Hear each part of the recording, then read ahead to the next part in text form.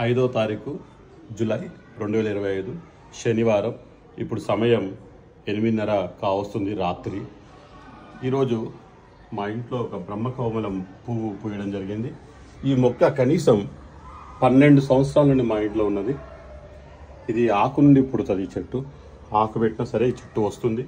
బ్రహ్మకమలాలు కనీసం మా ఇంట్లో కనీసం ఒక 50-60 పువ్వులు పూయడం జరిగింది. ఇది మొక్క పెట్టినప్పటి నుండి.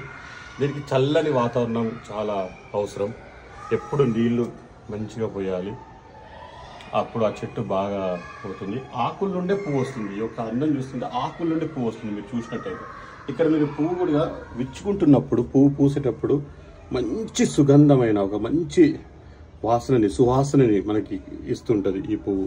మళ్ళీ ఉదయం మళ్ళీ చూస్తే పువ్వు ఉండదు, మళ్ళీ పువ్వు వల్లిపోతుంది, దగ్గరికి అయిపోతుంది. ఈ పువ్వులో చూస్తే కనుక మీరు రకరకాల ఉంటుంది. చల్లని వాతావరణంలో పెరిగే చెట్టు. కనీసం ఇది 8 అడుగుల దాకా ఉన్నది. దీనికి మేము చాలా కేరింగ్ చేస్తాం.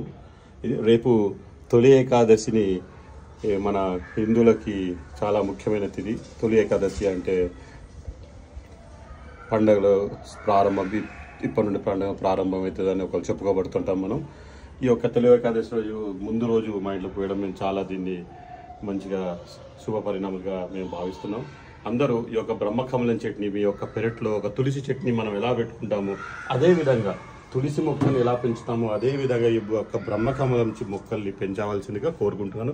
నా పేరు పోలోజీ ఈశ్వరాచారి, హైదరాబాద్ నుండి ఒక వీడియో చేయడం జరిగింది. అందరూ సబ్స్క్రైబ్ చేసి, లైక్ చేసి, కామెంట్ చేయండి. మొక్క కావాల్సి వస్తే నాకు వాట్సాప్లో చేయండి, నేను మొక్క పంపించగలుగుతాను. నాకు యూట్యూబ్ లింక్లో సబ్స్క్రైబ్ చేసి దాన్ని కామెంట్లో రాయండి మీ ఫోన్ నెంబర్. నమస్కారం.